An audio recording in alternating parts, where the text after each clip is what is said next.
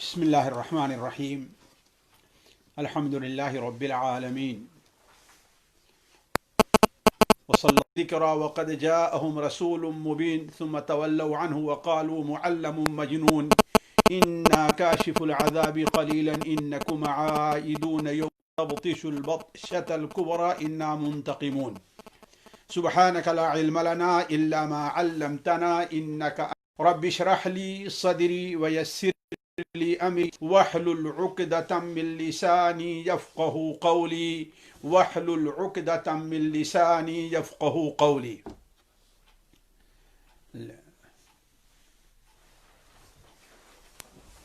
ساتھیو السلام علیکم ورحمۃ اللہ وبرکاتہ. قیامت کی نشانیوں یا علامات قیامت کا جو سلسلہ آج کئی ہفتے سے چل رہا ہے، آج انہی نشانیوں میں سے ایک نشانی کا ذکر آپ کے سامنے، یا دو نشانیوں کا ذکر وقت جیسا رہے آپ کے سامنے کیا جاتا ہے. دیکھیے، یہ بات میں شروع ہی میں آپ لوگوں کے سامنے رکھ چکا ہوں کہ قیامت کی جو بڑی نشانیاں ہیں یا قیامت کی جو نشانیاں ہیں، کچھ نشانیاں ایسی ہیں جو قیامت کے بالکل قریب ہونے کی نشانی ہے. ایک تو قیامت کی نشانی ہے، ایک قیامت کے بالکل قریب ہونے کی، بلکہ ایک نشانی قیامت کے واقع ہونے کی نشانی ہے. تو قیامت کی وہ نشانیاں جو بالکل قیامت کے قریب ہوں گی، ان میں جو نشانیاں ہیں وہ دو قسم کی ہیں. کچھ نشانیاں وہ ہیں جن کا تعلق عالم ارضی سے ہے، یعنی ان کا تعلق زمین سے ہے. زمین دھس جانا ہے، فساد مچ جانا ہے، زلزلے پیدا ہونا ہے، دجال کا آنا ہے، مہدی کا ظہور ہے، عیسیٰ ابن مریم کا نزول ہے. یہ سارا تعلق کیا ہے؟ اہل زمین اور زمین باسیوں سے ہے. البتہ کچھ نشانیاں ایسی ہیں جن کا تعلق عالم علوی سے ہے، یعنی ہمارے آپ کے سامنے آسمان ہے، سورج ہے، چاند ہے. یہ ہے کچھ نشانیوں کا تعلق ان سے ہے. تو اب تک جن نشانیوں کا ذکر ہوا وہ عموماً بلکہ ساری کے ساری وہی تھی جن کا تعلق عالم سفلی سے ہے، دنیا سے ہے. اور اب آج سے ہم بعد ان نشانیوں کا ذکر کریں گے جن کا تعلق عالم علوی سے ہے. اس میں بھی دو قسم کی، کچھ چھوٹی نشانیاں ہیں، کچھ بڑی نشانیاں ہیں. مثال کے طور پر اللہ کے رسول صلی اللہ علیہ وسلم کی متعدد حدیثیں اس سلسلے میں وارد ہیں کہ قیامت کی نشانیوں میں سے ایک نشانی یہ بھی ہے، یا قیامت سے پہلے ایسا ہونے والا ہے کہ یہ چاند ہے جو ہم اور آپ جسے دیکھنے کی کوشش کرتے ہیں، جس سے اپنے مہینوں کا تعین ہمیں کرنا چاہیے. یہ الگ مسئلہ ہے کہ آج عمومی طور پر مسلمان اسے بھولتے جا رہے ہیں، صرف عید بقرعید تک اسے یاد رکھتے ہیں اور باقی نہیں یاد رکھتے. حالانکہ اللہ تبارک و تعالیٰ نے جو تقویم، جو کیلنڈر ہمارے اور آپ کے لیے متعین کیا ہے، وہ کیلنڈر وہی ہے جس کا اعتبار چاند سے ہے. سورج سے شریعت نے کوئی کیلنڈر متعین نہیں کیا ہے. اس لیے قدیم زمانے ہی سے علماء کہتے آ رہے ہیں کہ یہ چیز جائز نہیں ہے، یہ چیز ناجائز ہے. لیکن یہ ہے کہ عوام اتنا ہو گئی ہے مسلمانوں میں کہ اگر اس سلسلے میں کچھ بات کہی جائے تو قابل اعتراض انسان ٹھہرے گا.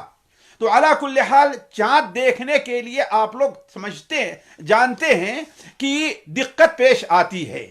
بسا اوقات چاند اتنا باریک ہوتا ہے کہ جس کی نظر بڑی تیز ہے، اور جو شخص چاند کے ہلال نو کے ظہور اور اس کے طلوع کی جگہ کو جانتا ہے وہی دیکھ پاتا ہے، ورنہ پہلی رات کا چاند عموماً دکھائی کم لوگوں کو دیتا ہے، الا یہ کہ 30 کا چاند ہو.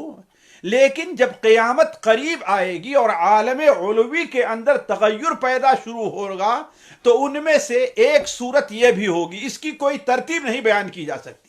ایک صورت یہ بھی پیش آئے گی کہ یہ ہلال جو ہے وہ بڑا دکھائی دے گا، پھولا ہوا دکھائی دے گا، کہ انسان یہ سمجھے گا کہ ارے یہ تو کہیں ہم سے بھول تو نہیں، کل کا چاند تو نہیں ہے، پرسوں کا چاند تو نہیں ہے. حالانکہ وہ پہلی رات کا چاند ہوگا. یہ آپ صلی اللہ علیہ وسلم کی حدیث سے بالکل واضح ہے. चुनांचे एक हदीस जिसे इमाम तबरानी रहमहुल्लाह अपनी मुअजम सगीर और मुअजम कबीर दोनों में हज़रत अबू हुरैरा रज़ियल्लाहु तआला अन्हु से नकल फरमाते हैं कि नबी करीम सल्लल्लाहु अलैहि वसल्लम ने इरशाद फरमाया, मिन इक़्तिराबिस साअत इंतिफाखुल अहिल्ला। अहिल्ला जमा है हिलाल की, इंतिफाख नफक से है फूल जाना, बड़ा जाहिर होना।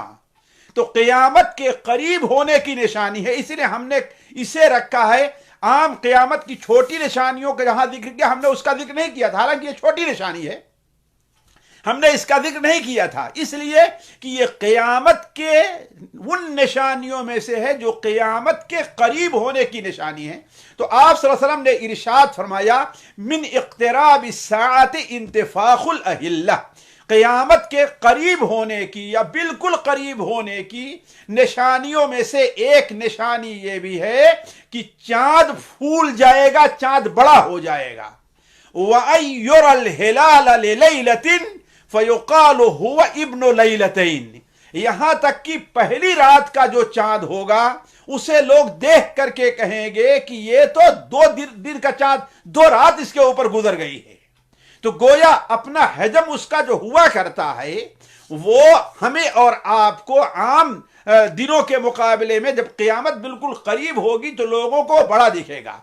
इसी तरीके से वो हदीस जो इमाम तबरानी रहमहुल्लाह की तबरानी सगीर और औसती के तहत अनस इब्न मालिक से मरवी है, नबी करीम सल्लल्लाहु अलैहि वसल्लम ने इरशाद फरमाया, इन्न मिन इक़्तिराबिस साअ अन युरल हिलालु क़बला, क़यामत के करीब होने की निशानी यह है कि चांद बिल्कुल वाज़ेह तौर पर दिखाई देगा।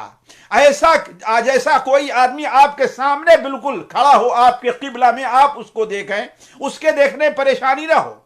आज चांद के देखने में दिक्कत और परेशानी पेश आती है, हर इंसान देख नहीं पाता, लेकिन जब क़यामत बिल्कुल करीब आ जाएगी तो यही चांद बिल्कुल वाज़ेह तौर पर दिखाई देगा।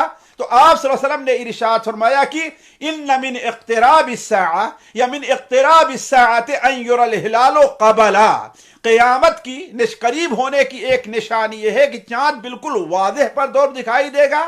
कहा जाएगा ये तो दो रात का चांद है। व अन तुत्तखज़ल मसाजिदु तुरुक़ा, और यह है कि मस्जिदों को गुजरगाह और रास्ता बना लिया जाएगा। व अन यज़हरा मौतुल फुजाअह, और ये कि अचानक मौत वाज़ेह ज़ाहिर हो जाएगी।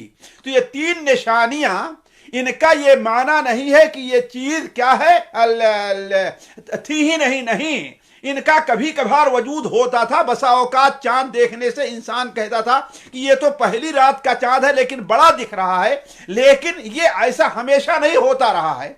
ऐसे ही मस्जिद से लोग गुजरगाहबाद लोग बेदीन या जिनको गैरत इस्लामी कम होती उसको बनाते हैं, लेकिन यह है कि आम नहीं है। आज भी मस्जिद का इतना एहतराम है कि फासिक से फासिक इंसान भी इसके ऊपर एतराज करता है। ऐसे ही अचानक मौत आज भी होती है, इंसान सोता है और सोता ही रह गया, या इंसान आपके सामने से निकला 5 मिनट के बाद 2 मिनट खबर आती है कि उसका इंतकाल हो गया।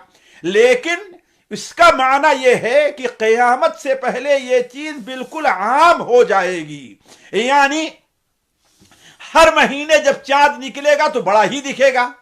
ऐसे ही लोगों के दिल से मस्जिद का एहतराम और उसकी कुदसियत जाती रहेगी। लोगों के नजदीक बाजार में जाने और मस्जिद में, यानी ये रास्ता जो आम जा रहा है उसमें जो बाजार की तरफ, और ये रास्ता जो मस्जिद से गुजर करके उधर जा रहा है, दोनों रास्ते में कोई फर्क नहीं होगा। यानी मस्जिद की कुदसियत के नजदीक, मस्जिद का एहतराम मस्जिद उनके नजदीक ऐसे है गोया कि ये बाजार है।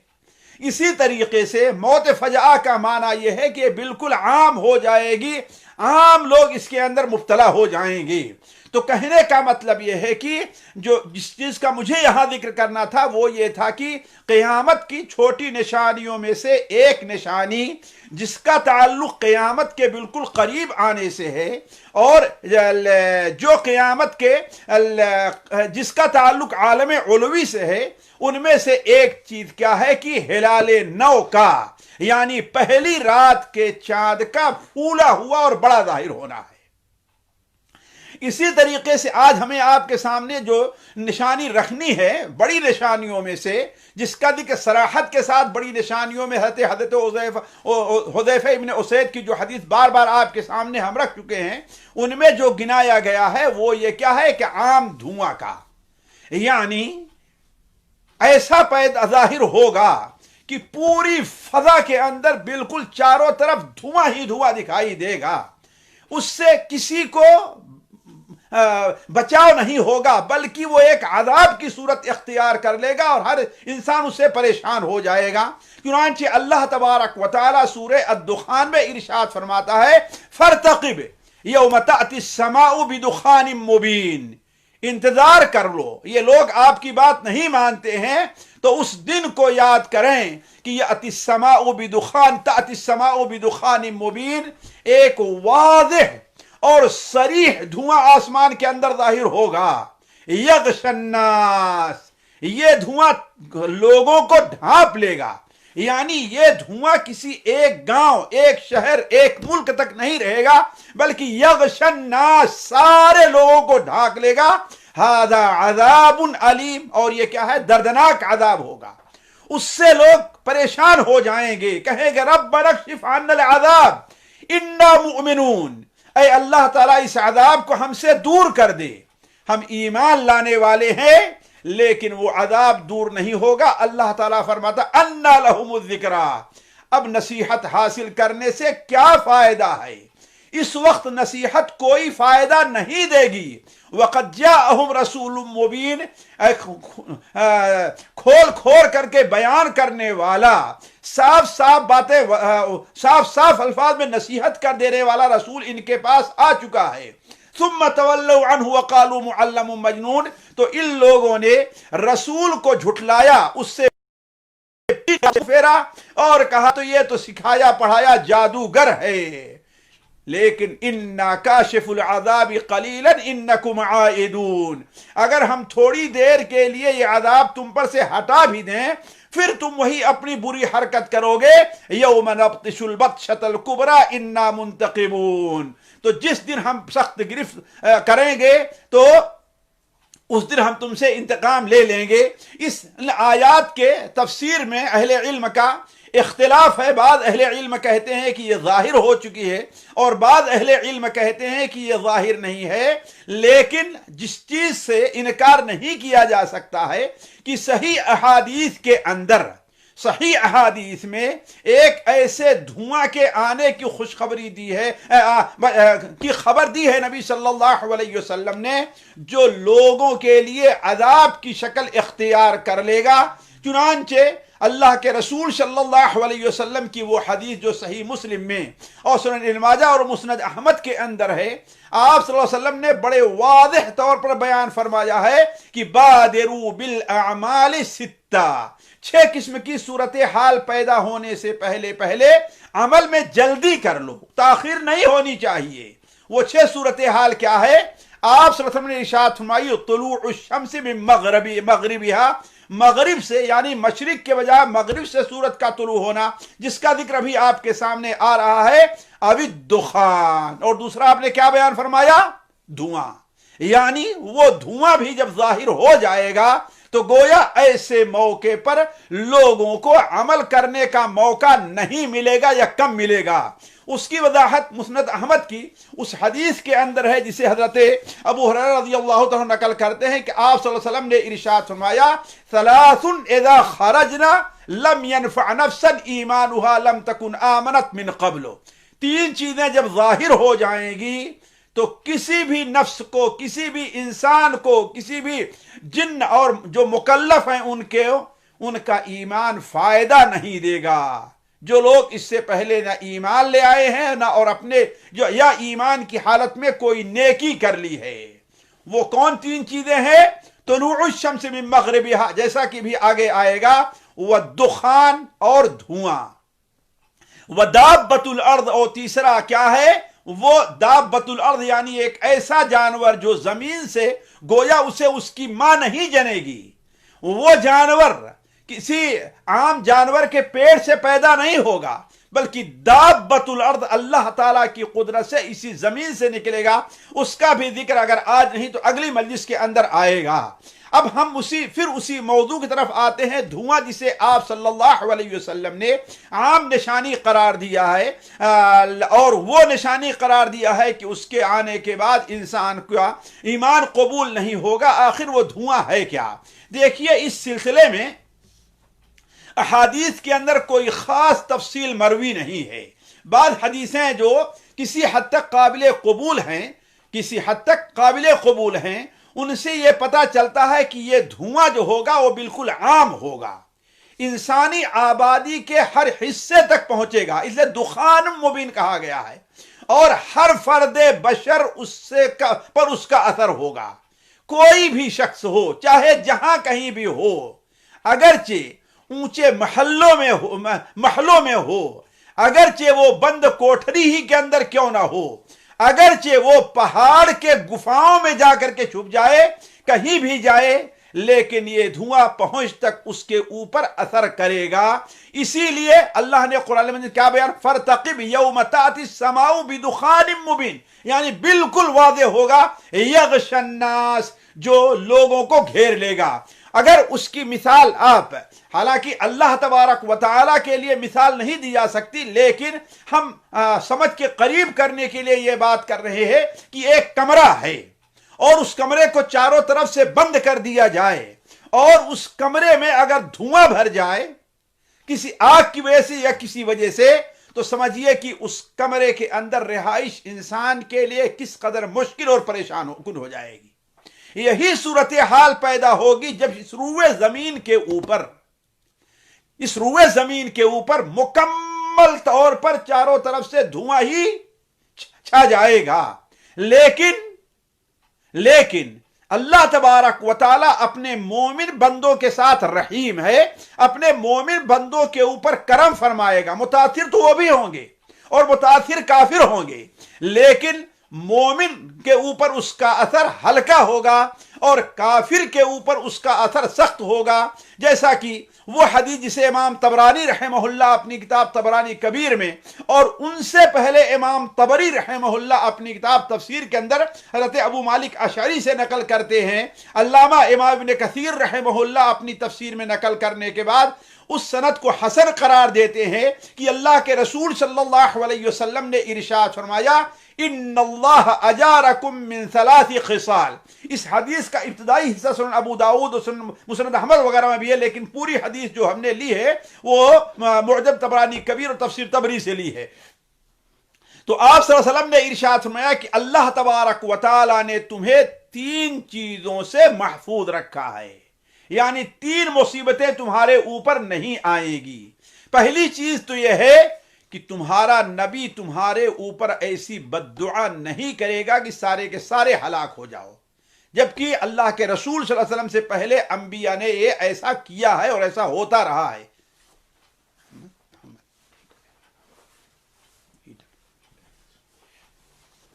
ایسا ہوتا رہا ہے، لیکن اللہ کے رسول صلی اللہ علیہ وسلم نے یہ دعا نہیں کی ہے کہ امت پوری کے پوری ہلاک ہو جائے۔ ہاں، جزوی طور پر امت کو پریشانی یا ہلاکت ہوگا، کسی ایک شہر میں طوفان آیا، کسی ایک شہر میں سیلاب آیا، لیکن اپنے گناہوں کے عوض، نبی کی مخالفت کے عوض پوری امت مسلمہ ہلاک ہو جائے، ایسا نہیں ہو سکتا۔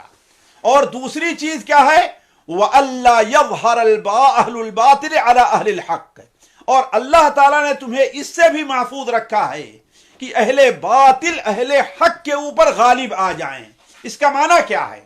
یعنی ایسا نہیں ہو سکتا ہے کہ اہل باطل اکٹھا ہو کر کے ساری دنیا اور تمام دنیا کے مسلمانوں کے دین کو بدل دیں اور انہیں باطل کے اوپر آمادہ کر دیں، جیسا کہ پچھلے قوموں کے ساتھ یہ چیز ہوتا رہا ہے اور یہ چیز ہوتی رہی ہے۔ اور تیسری چیز یہ ہے کہ وَأَلَّا تَجْتَمِعُوا عَلَى ضَلَالَةٍ، اللہ نے تمہیں اس سے بھی محفوظ رکھا ہے کہ پوری کی پوری امت ضلالت اور گمراہی پر اکٹھا نہیں ہو سکتی، یعنی امت کے افراد کم ہوں یا زیادہ ہوں، اکثریت ہو یا اقلیت ہو، یہ تو ہو سکتا ہے کسی گمراہ کن عقیدے کسی گمراہ کسی باطل عقیدے یا کسی گناہ کے کام پر وہ صحیح سمجھے اور اس کے اوپر عمل کرنا شروع کر دیں.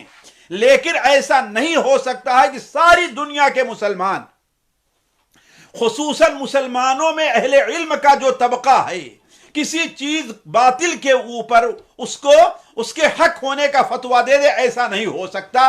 اسی لیے علماء کہتے ہیں کہ جس طریقے سے قرآن مسلمانوں کے لیے حجت ہے، اللہ کے رسول کی حدیثیں مسلمانوں کے لیے حجت ہے، ایسے ہی امت کا اجماع بھی مسلمانوں کے لیے حجت ہے.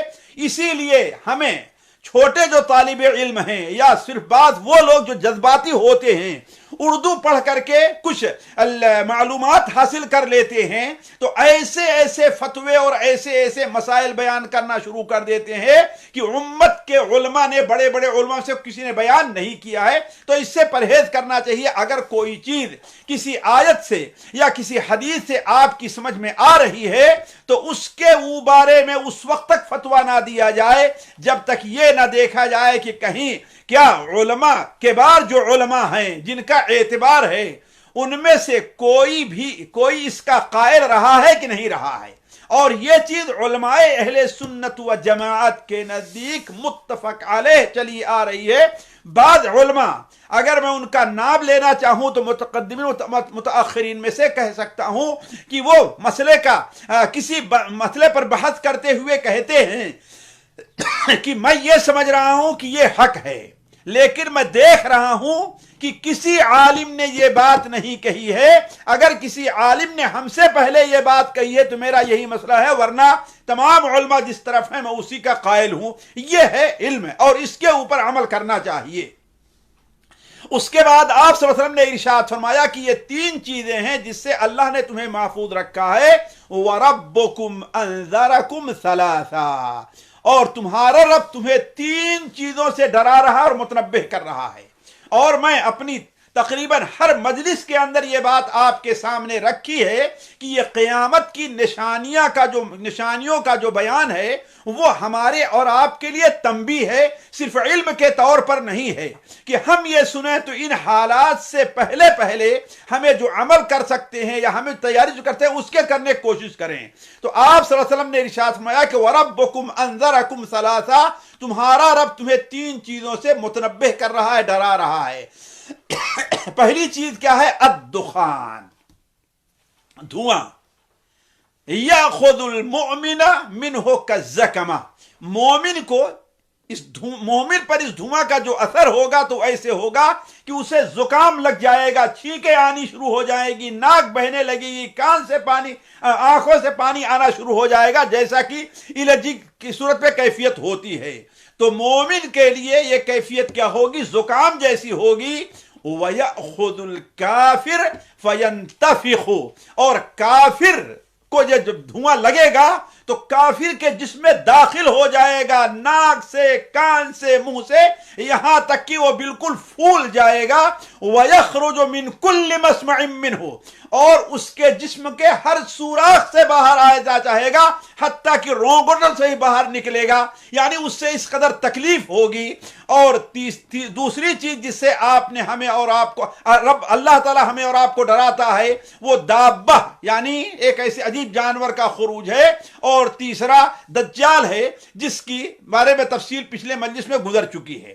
اسی طریقے سے دھواں سے متعلق ایک اور بات جو کسی صحیح حدیث میں تو نہیں ہے، البتہ حضرت حذیفہ رضی اللہ تعالی عنہ سے ایک اثر قابل اعتبار حد تک آتا ہے، جسے حافظ ابن حجر رحمہ اللہ نے فتح الباری کے اندر بھی نقل کر کے اسے کچھ قوی قرار دیا ہے کہ یہ دھواں تقریباً 40 سال رہے گا، لیکن یہ 40 دن رہے گا، لیکن یہ کسی حدیث میں نہیں ہے.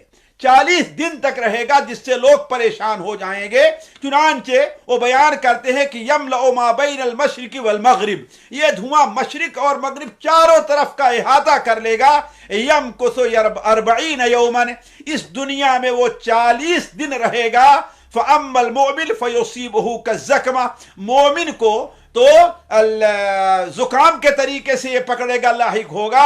وَأَمَّا الْكَافِرُ، البتہ جہاں تک کافر کا تعلق ہے، جب اس کے جسم کے اندر بھر جائے گا تو اس کے کان سے ہی باہر آئے گا، اس کے نتنوں سے ہی باہر آئے گا، اس کے پیچھے کے راستے سے باہر آئے گا، یہاں تک کہ ہر راستہ جو اس کے نکلنے کا ہے نکلنے گا، اور اس سے اس کو بڑی تکلیف ہوگی۔ اسی طریقے سے ساتھیوں یہی دن ہوں گے کہ عالم سفلی میں تبدیلی شروع ہو جائے گی، تو ایک اور چیز ہوگی کہ سورج مغرب سے طلوع ہوگا۔ دیکھیے اللہ تبارک و تعالی نے سورج کو اپنی ایک عظیم نشانی قرار دی ہے، اور اگر انسان سوچے تو اللہ تبارک و تعالی کی قدرت کے عجیب سے عجیب نمونوں میں سے سورج کا ہے، لیکن ہم اور آپ اس پر توجہ کیوں نہیں دیتے؟ اس سے ہلکی چیزوں کے اوپر ہم تعجب کرتے ہیں، لیکن سورج کی آمد و رفت پر ہم تعجب نہیں کرتے۔ ذرا غور کریں کہ یہ سورج آج کتنے ہزار سال سے نکل رہا ہے اور غروب ہو رہا ہے، ارب سال سے نکل رہا ہوگا، غروب ہو رہا ہوگا، لیکن اولاً تو اس کی جو رفتار ہے اس میں کبھی فرق نہیں پڑا ہے، کہ کسی دن تیز چل رہا ہے اور کسی دن ہلکا ہے۔ اور دوسری چیز، اس کی جو ٹائمنگ ہے، وقت جو ہے، آپ دیکھیے مثال کے طور پر آج دسمبر کی مان لیا جائے کہ 25، 26، 27 تاریخ ہو، آج سے 10 سال، 50 سال، 100 سال، 1000 سال پہلے بھی دسمبر کی 25 تاریخ کو سورج بعین نہیں، اسی گھنٹے، اسی منٹ، اسی سیکنڈ پر طلوع ہوتا تھا، فرق نہیں پڑا ہے۔ یہ دیکھیے اللہ کی کیسی عجیب سی قدرت ہے، اس کے اوپر غور کرے۔ اسی لیے تو اللہ تبارک و تعالی نے ہمیں اور آپ کو ان فی خلق السماوات والارض واختلاف اللیل والنہار لآیات لأولی الالباب، یہ وہ آیتیں ہیں تقریباً 10 یا 11 جن آیتوں کو نبی کریم صلی اللہ علیہ وسلم روز آنا جب تہجد کے لیے اٹھتے تھے تو ان آیات کو پڑھا کرتے تھے۔ اور صحیح ابن حبان میں ہے کہ آپ نے بیان فرمایا، میرے اوپر آج کچھ آیتیں نازل ہوئی ہیں، فویل لمن قرأها ولم يتفکر فیها، اس کے لیے تباہی ہے جو ان آیات کو پڑھتا ہے لیکن ان آیات میں غور نہیں کرتا۔ ان فی خلق السماوات والارض واختلاف اللیل والنہار لآیات لأولی الالباب، عقل مندوں کے لیے اس میں نشانیاں ہیں۔ تو یہ سورج اللہ تبارک و تعالیٰ کی عظیم نشانی ہے۔ اللہ تبارک و تعالیٰ کے حکم کونی سے اپنی ذمہ داری اتنے دنوں سے نبھا رہا ہے، نہ کبھی لاپرواہی ہوتی ہے اس سے، نہ کبھی کوتاہی ہوتی ہے۔ کس مستعدی کے ساتھ ذرا آپ دیکھیں کہ مشرق سے روز آنا طلوع ہوتا ہے اور مغرب میں غروب ہو جاتا ہے۔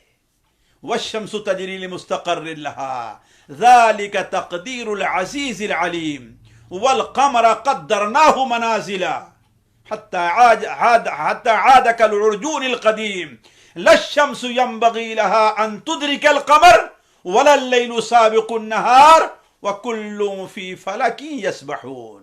اور سورج اپنی گزرگاہ پر چل رہا ہے، کس حساب سے چل رہا ہے؟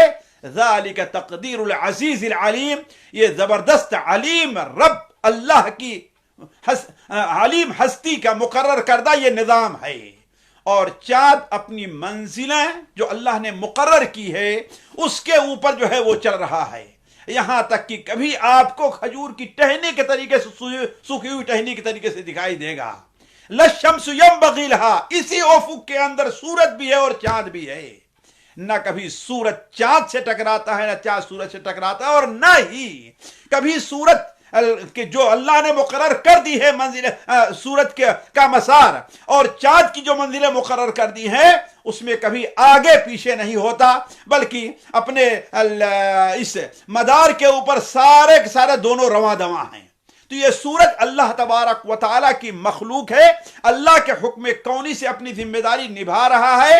اور احادیث اور قرآن کی آیات سے یہ بھی پتہ چلتا ہے کہ یہ ساری کے ساری مخلوقات جس میں سورج بھی ہے یہ اللہ تبارک و تعالی کی عبادت کرتے ہیں اور سجدہ بھی کرتے ہیں. الم ترى ان اللہ یسجد له من فی السماوات والارض والشمس والقمر والنجوم والجبال والشجر والدواب وكثير من الناس. کیا آپ دیکھتے نہیں ہیں کہ اللہ تعالیٰ کو سجدے کرتے ہیں من فی السماوات، جو آسمان میں ہیں، جو زمین میں ہیں، والشمس والقمر، سورج اور چاند بھی. لیکن قیامت سے پہلے اللہ تبارک و تعالیٰ یہ کونی جو نظام رکھا ہے اس میں ایک تبدیلی کر دے گا، اور وہ تبدیلی ان میں سے ایک چیز یہ بھی ہوگی کہ سورج مشرق کے بجائے مغرب سے طلوع ہو جائے گا. جیسا کہ اللہ تبارک و تعالیٰ نے قرآن مجید میں اس کا ذکر کیا ہے. اللہ تعالیٰ فرماتا ہے یوم یأتی بعض آیات ربک لا ينفع نفسا ایمانها لم تکن آمنت من قبل وکسبت فی ایمانها خیرا. یوم یأتی بعض آیات ربک، جس دن اللہ تعالیٰ کی بعض نشانیاں آ جائیں گی. جمہور مفسرین ان مفسرین سے ہٹ کر کے چاہے وہ تدبر کا دعویٰ کریں لیکن ان کا اعتبار حدیثوں پر نہیں ہے، ان سے ہٹ کر کے ان کی بات یہ تو گمراہی اور ضلالت، اس کو چھوڑ دیجئے. جمہور مفسرین جو قرآن اور حدیث پر اعتماد کرتے ہیں وہ اس سے مراد لیتے ہیں کہ بعض آیات ربک، اللہ تعالیٰ کی بعض آیات اور نشانیوں سے مراد کیا ہے؟ سورج کا مغرب سے طلوع ہونا ہے. اللہ تعالیٰ فرماتا ہے یوم یأتی بعض آیات ربک، جس دن اللہ تبارک و تعالیٰ کی بعض نشانیاں ظاہر ہو جائیں گی تو لا ينفع نفسا ایمانها، کسی بھی نفس کو اس کا ایمان لانا، کسی بھی جان کو یعنی انسان کو اور جن کو ان کا ایمان لانا فائدہ نہیں دے گا اگر وہ اس سے پہلے ایمان نہیں لا چکے ہیں. اور کسبت فی ایمانها خیرا، یا اپنے ایمان میں انہوں نے نیکی کا کام نہیں کر لیا ہے. صحیح بخاری میں، صحیح مسلم میں حضرت ابو ہریرہ رضی اللہ تعالیٰ عنہ کی روایت ہے کہ اللہ کے رسول صلی اللہ علیہ وسلم نے ارشاد فرمایا لا تقوم الساعة حتى تطلع الشمس من مغربها، قیامت اس وقت تک قائم نہیں ہوگی یہاں تک کہ سورج اپنے غروب کی جگہ سے یعنی مغرب سے دوبارہ طلوع ہو جائے. فإذا طلعت، جب سورج مشرق کے بجائے مغرب سے طلوع ہوگا، فرآها الناس آمنوا اجمعون، تو سارے کے سارے لوگ دنیا کے ایمان لے آئیں گے. آپ سے فرمایا فذالک حین، یہ اس وقت کی بات ہے، لا ينفع نفسا ایمانها لم تکن آمنت من قبل وکسبت فی ایمانها خیرا. گویا کہ آپ نے یہی آیت تلاوت فرمائی. یہ وہ تفسیرات ہے جو تفسیر نبوی ہے، اور آپ کی تفسیر جہاں کہیں مجمل کی تفصیل ہوتی ہے، مطلق کو مقید کرنا ہوتا ہے، عام کو خاص کرنا ہوتا ہے، وہی کسی مبہم چیز کی وضاحت بھی ہوا کرتی ہے. اور یہاں پر وہی معاملہ ہے مبہم. آیت کا اور نشانی کا معاملہ، بعد نشانی یہ مبہم چیز ہے کیا ہے، حدیث نے آ کر کے اس کو واضح کر دیا ہے کہ اس سے مراد کیا ہے، مغرب سے سورج کا طلوع ہونا ہے. اس کی مزید وضاحت ہے ابو ذر رضی اللہ تعالیٰ عنہ کی اس طویل حدیث میں ہے جو صحیح بخاری میں ہے اور صحیح مسلم میں بھی. البتہ صحیح مسلم کے اندر تھوڑی سی تفصیل ہے کہ آپ صلی اللہ علیہ وسلم ابو ذر صحابہ کرام سے کہا اتدرون این تذهب هذه الشمس، تمہیں معلوم ہے کہ یہ سورج کہاں جاتا ہے؟ صحابہ نے عرض کیا کہ اللہ اور اس کے رسول بہتر جانتے ہیں. آپ صلی اللہ علیہ وسلم نے فرمایا کہ یہ سورج اپنے مدار کے اوپر اپنے ٹھکانے پر چلتا ہوا عرش کے نیچے جاتا ہے اور وہاں پر سجدے میں گر جاتا ہے. فلا تزال كذلك، ایسے سجدے میں گرا رہے گا دیر تک، یہاں تک کہ اللہ تعالیٰ اس سے فرمائے گا کہ ارتفعی، اٹھو، ارجعی من حیث جئتی، جدھر سے آئی ہے ادھر سے طلوع ہو جا. اس کی تفسیر میں اہل علم یہ بیان کرتے ہیں کہ لوگ ایک دن جب قیامت بالکل قریب کا معاملہ ہوگا، بہت سے پڑوسی میں رہنے والے، ایک دوسرے کے پڑوس میں رہنے والے، تہجد پڑھنے والے لوگ نماز پڑھتے پڑھتے اکتا جائیں گے افق کے اوپر نظر کریں گے لیکن سورج نہیں، فجر نہیں طلوع ہو رہی ہے، فجر نہیں طلوع ہو رہی ہے۔ دوسرے لوگ جو کام اور کاج والے ہیں وہ لوگ بھی اٹھیں گے، کہیں گے آج اجالا نہیں ہو رہا ہے، روزانہ تو تب تک اجالا ہو جایا کرتا تھا، کیا معاملہ ہے؟ یہاں تک کہ کہا جاتا ہے کہ جیسے دوپہر کا وقت اتنی دیر ہو جائے گی، اتنی دیر ہو جانے کے بعد پھر اچانک لوگ افق مغرب کی طرف اپنی نظر جمائے ہوں گے کہ اچانک دیکھیں گے کہ روشنی پھیل رہی ہے۔ پریشان ہو کر کے جب پیچھے کی طرف دیکھیں گے تو دیکھیں گے کہ یہی سورج مشرق کے بجائے آج مغرب سے طلوع ہو رہا ہے، اور وہاں سے ہوتے ہوتے نصف نہار تک آئے گا اور پھر واپس جا کر کے ڈوب جائے گا۔ اس کے بعد سے اس کی کیفیت وہی پرانی مشرق سے طلوع ہونا اور مغرب سے غروب ہونا ہے۔ تو آپ صلی اللہ علیہ وسلم نے ارشاد فرمایا کہ سورج اللہ کے تعالیٰ کے لیے سجدے میں گر جائے گا، برابر ایسے چلتا رہتا ہے یہاں تک کہ ایک دن جب آخری دن آئے گا تو اللہ تعالیٰ اس سے فرمائے گا کہ ارتفعی، سر اٹھا، وہ ارجعی، اور ادھر ہی واپس لوٹ جا جدھر سے تو آیا ہے۔ یعنی گویا کی مشرق کے بجائے جو ہے وہ مغرب سے طلوع ہوگا، اور جب یہ وقت ہوگا تو سارے کے سارے لوگ ایمان لے آئیں گے۔ ساتھیوں، میں سمجھتا ہوں کہ یہ دن روئے زمین کا سب سے کالا دن ہوگا، سب سے مشکل اور پریشان کن دن ہوگا۔ یہ دن ایسا ہوگا کہ آج تک دنیا کے اندر بڑے مصائب آئے ہیں، بڑی پریشانیاں آئی ہیں، لیکن اتنا کالا دن، اتنا پریشان کن دن اس دنیا کے اوپر طوفان نوح بھی آیا ہے، اس دنیا میں دجال بھی آئے گا، اس دنیا کے اندر یاجوج اور ماجوج بھی آئیں گے، اس دنیا میں قوم عاد و ثمود بھی ہلاک کی گئی ہے، لیکن کالا دن ابھی تک آیا نہیں ہوگا۔ اس لیے کہ جب یہ دن آ جائے گا تو اللہ تبارک و تعالی اس دن توبہ کا دروازہ بند کر دے گا، کسی کی توبہ قبول نہیں ہوگی۔ اس کی دو صورت ہوگی، ایک صورت تو یہ ہے کہ انسان جو توبہ کرنا چاہے گا شرک سے، کفر سے، گناہ سے، اللہ تبارک و تعالی اس کی اب توبہ قبول نہیں کرے گا، اس کا ایمان نہیں قبول کرے گا۔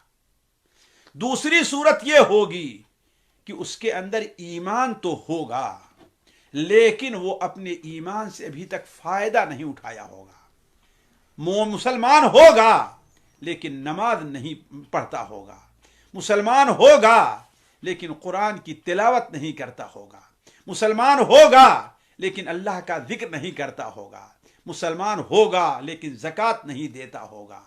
تو ایسے دونوں قسم کے لوگ جب سورت کو اس حالت میں دیکھیں گے تو توبہ کریں گے، لیکن اللہ تعالیٰ ان کی توبہ قبول نہیں کرے گا۔ ایک آدمی ہزاروں کو تکلیف پہنچایا ہوگا، ہزاروں کا مال کھایا ہوگا، لیکن وہ اب توبہ کرنا چاہے گا، لوگوں کے مال واپس کرنا چاہے گا، اللہ تبارک و تعالیٰ اب ایسا نہیں کرے گا۔ چنانچہ مسند احمد کے اندر اللہ کے رسول صلی اللہ علیہ وسلم کا فرمان ہے کہ آپ نے بیان فرمایا وَلَا تَنْقَطِعُ الْهِجْرَةُ مَا تُقُبِّلَتِ التَّوْبَةِ، ہجرت کا دروازہ اس وقت تک، ہجرت کی راہ اس وقت تک نہیں کھلی رہے گی، اس وقت بند ہوگی، اس وقت تک نہیں بند ہوگی جب تک کہ توبہ قبول کی جا رہی ہے، اور توبہ اس وقت تک مقبول ہوتی رہے گی یہاں تک کہ سورج مشرق کے بجائے مغرب سے طلوع ہو جائے۔ فَإِذَا طَلَعَتْ، جب سورج مشرق کے بجائے مغرب سے طلوع ہو جائے گا، طُبِعَ عَلَى كُلِّ قَلْبٍ بِمَا فِيهِ وَكُفِيَ النَّاسُ الْعَمَلِ، تو لوگوں کے دل پر جو کچھ ہے اللہ تعالیٰ اس پر مہر لگا دے گا، اور اب جو ہے کسی کا عمل اللہ تعالیٰ قبول نہیں فرمائے گا۔ سنن ابن ماجہ اور مسند احمد حضرت صفوان ابن عسال رضی اللہ عنہ کی ایک حدیث ہے کہ آپ صلی اللہ علیہ وسلم نے ارشاد فرمایا کہ اللہ تبارک و تعالیٰ نے افق مغرب پر ایک اتنا بڑا دروازہ کھولا ہے جس کی پہنائی، جس کی چوڑائی 70 سال تک انسان چل کر کے اس کو پورا کر سکتا ہے، اور یہ دروازہ برابر کھلا رہے گا یہاں تک کہ मशरिक के बजाय सूरज मगरिब से तुलू हो जाए। जब सूरज मगरिब से तुलू हो जाएगा तो लोग ईमान ले आएंगे, लेकिन उस वक्त उनका न ईमान कबूल होगा और न ईमान की हालत में जो नेक अमल किया गया है वो कबूल होगा। इस सिलसिले में उलमा कहते हैं कि असल कायदा ये है कि खाह ईमान है या अमल सालेह है, यानी अमल सालेह है कि नेकी करना है, अगर उसका सबब मगरिब से सूरज का तुलू होना है तो कोई अमल कबूल नहीं किया जाएगा। यानी वो तौबा क्यों कर रहा है? इसलिए कि उसे यकीन होगा क़यामत आने वाली है। वो तो नमाज क्यों पढ़ रहा है? इसलिए कि यकीन हो गया कि अब जो है मगरिब से सूरज तुलू हो गया है। तो मगरिब से सूरज तुलू होने देख करके जो आदमी नेक अमल करेगा, जो आदमी तौबा करेगा, ईमान ले आएगा, उसका ये कोई अमल अल्लाह ताला कबूल नहीं फरमाएगा। लेकिन जो आदमी ये काम पहले से भी करता रहा है, अगर जो थोड़ी सी कमी वगैरह रही हो लेकिन नमाज पढ़ता रहा, ये करता रहा है, तो अल्लाह तबारक व तआला उसके इस अमल को जारी रखेगा, उसको उसका अजर देगा। साथियों, वक्त काफ़ी हो गया। अब आगे जो इस सूरज के निकलने के बाद अल्लाह ताला अलामत के तौर पर कि लोगों के जिस चेहरे पर निशान लगा दे, वो चीज़ जो जाहिर होगी वो दाब्बतुल अर्द का खुरूज है, जिसका जिक्र हम आपके सामने अगली मजलिस के अंदर रखेंगे। तब तक के लिए आपसे रुखसत चाहते हैं। अल्लाह तबारक व तआला हम में से हर शख्स को ऐसी सूरत हाल पैदा होने से पहले पहले ईमान और तौबा की तौफीक अता फरमाए। वस्सलामु अलैकुम व रहमतुल्लाहि व बरकातुहू।